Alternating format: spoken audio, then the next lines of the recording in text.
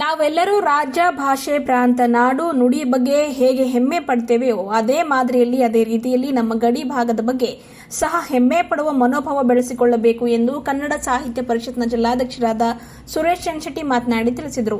ಬೇದರ್ನ Mailur cross ಬಳಿಯ ಕೃಷ್ಣ ಉಡುಪಿ ಹೋಟೆಲ್ನ ಮಹಾಲಕ್ಷ್ಮಿ ಸಾಂಸ್ಕೃತಿಕ ಭವನದಲ್ಲಿ ಸಾಹಿತ್ಯ ರತ್ನ ಅಣ್ಣಾಭಾವು ಸಾಠೆ ಸಾಂಸ್ಕೃತಿಕ ಮತ್ತು ಸಾಹಿತ್ಯಿಕ ಲೋಕಮಂಚ್ ಟ್ರಸ್ಟ್ ಹಾಗೂ ಕನ್ನಡ ಮತ್ತು ಸಂಸ್ಕೃತಿ ಇಲಾಖೆಯ ಸಂಯುಕ್ತಾಶ್ರಯದಲ್ಲಿ 2025ರಿಂದ 26ನೇ ಸಾಲಿನ ಸಾಮಾನ್ಯ ಸಂಘ ಸಂಸ್ಥೆಯ ಸಾಂಸ್ಕೃತಿಕ ಚಟುವಟಿಕೆಗೆ ಧನ ಸಹಾಯ ಯೋಜನೆಯಡಿಯಲ್ಲಿ ಹಮ್ಮಿಕೊಳ್ಳಲಾದ ಜನಪದ ಸಂಭ್ರಮ ಕವಿಗೋಷ್ಠಿ ಹಾಗೂ ಪ್ರತಿಭಾ ಪುರಸ್ಕಾರ ಕಾರ್ಯಕ್ರಮ ಉದ್ಘಾಟಿಸಿ ಮಾತನಾಡಿದ ಅವರು, ಕನ್ನಡ ಮತ್ತು ಸಂಸ್ಕೃತಿ ಇಲಾಖೆಯ ಸಹಾಯಕ ನಿರ್ದೇಶಕರಾದ ಸಿದ್ದರಾಮ ಶಿಂದೆ ಅವರು ಮಾತನಾಡಿ, ಜನಪದ ಕಲೆ, ಸಾಹಿತ್ಯ, ಸಂಗೀತ ಮತ್ತು ಸಾಂಸ್ಕೃತಿಕ ಪರಂಪರೆಯನ್ನು ಉಳಿಸಿ ಬೆಳೆಸುವ ಜವಾಬ್ದಾರಿ ಎಲ್ಲರ ಮೇಲಿದೆ ಎಂದರು. ಟ್ರಸ್ಟ್ನ ಅಧ್ಯಕ್ಷರಾದ ಎಂಎಸ್ ಮನೋಹರ್ ಅಧ್ಯಕ್ಷತೆ ವಹಿಸಿ ಮಾತನಾಡಿ, ಸಾಹಿತ್ಯ ಮತ್ತು ಸಂಸ್ಕೃತಿ ಸಮಾಜದ ಅಸ್ತಿತ್ವವನ್ನು ಉಳಿಸುವ ಶಕ್ತಿಯಾಗಿದ್ದು, ಇಂತಹ ಸಾಂಸ್ಕೃತಿಕ ಕಾರ್ಯಕ್ರಮಗಳು ಕನ್ನಡ ನಾಡಿನ ಪರಂಪರೆ ಹಾಗೂ ಜನಪದ ಕಲೆಯನ್ನು ಜೀವಂತವಾಗಿಡುವಲ್ಲಿ ಮಹತ್ವದ ಪಾತ್ರ ವಹಿಸುತ್ತದೆ ಎಂದು ತಿಳಿಸಿದರು.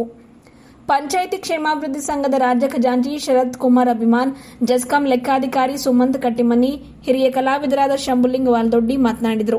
ಜಿಲ್ಲಾ ಅಂಗವಿಕಲರ ಕಲ್ಯಾಣಾಧಿಕಾರಿ ಸುಭಾಷ್ ರತ್ನ ವೇದಿಕೆ ಮೇಲೆ ಇದ್ದರು. ಸುಮಂತ್ ಕಟ್ಟಿಮನಿ ಪ್ರಾಸ್ತಾವಿಕವಾಗಿ ಮಾತನಾಡಿದರೆ, ಪ್ರವೀಣ್ ಚಂದ್ರ ಸ್ವಾಗತಿಸಿದರು. ಪ್ರೇಮ್ ಅವಿನಾಶ್ ನಿರೂಪಣೆ ಮಾಡಿದರು. ಬಳಿಕ ಕವಿಗೋಷ್ಠಿ ನಡೆಯಿತು.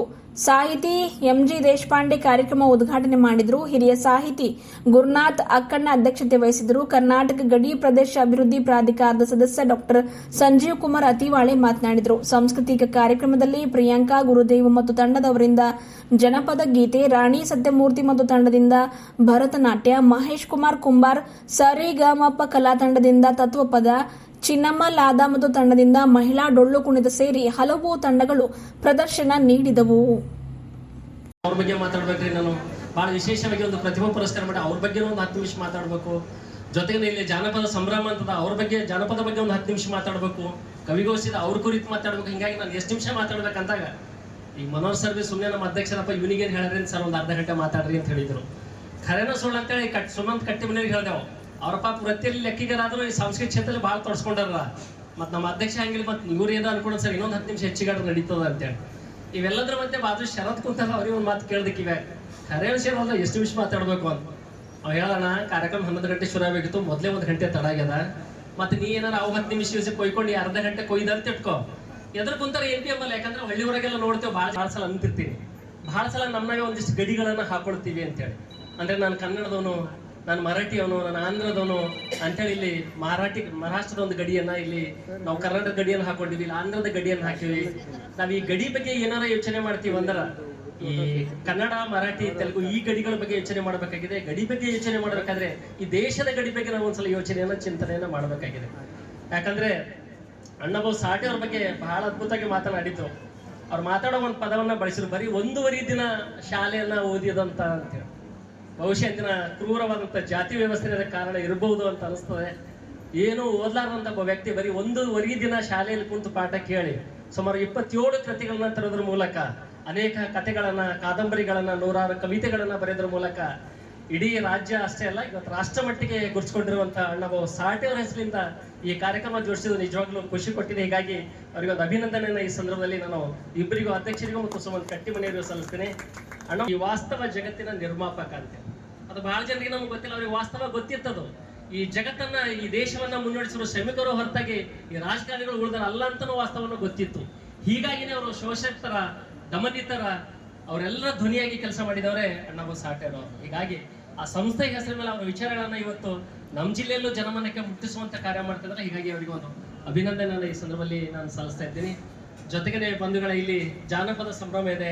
ನಮ್ಮ ಅನೇಕ ಕಲಾವಿದರು ಇಲ್ಲಿ ಜಾನಪದ ಇಲ್ಲಿ ಹಾಡುಗಳನ್ನ, ಅವರ ಹಾಡುಗಳನ್ನೆಲ್ಲ ಕೇಳಬೇಕಾಗಿದೆ. ಇತ್ತೀಚಿನ ದಿನಗಳಲ್ಲಿ ಫೇಸ್ಬುಕ್, ವಾಟ್ಸಪ್, ನಮ್ಮ ಟಿವಿಗಳು ಎಷ್ಟೇ ನಮಗ ಎಲ್ಲ ಒಂದ್ ಕಡೆ ತೊಂದರೆ ಕೊಟ್ಟಿದ್ದೆ ಆದ್ರೂ, ಎಲ್ಲೇ ನಮ್ಮ ಮನೆಗಳನ್ನ ಬೇರೆ, ನಮ್ಮ ಮನಸ್ಸುಗಳನ್ನ ಬೇರೆ ಕಡೆ ಒಯ್ದಿರಾದ್ರೂ ಇವತ್ತು ನಮ್ಮ ನೆಲಮೂಲದ ಸಂಸ್ಕೃತಿಯನ್ನು ಕರಿತೀವಿ, ಅದು ಆ ಜಾನಪದ ಇವತ್ತಿಗೂ ನಮ್ಮಲ್ಲಿ ಗಟ್ಟಿಯಾಗಿ ಉಳ್ಕೊಂಡಿದೆ. ಆ ನೆಲಮೂಲದ ಸಂಸ್ಕೃತಿ ಅಂತ ನಾವೇನು ಕರಿತೀವಿ ಇವತ್ತು ನಮ್ಮ ಹಳ್ಳಿಗಳಲ್ಲೇ ಕಾಣ್ತೇವೆ.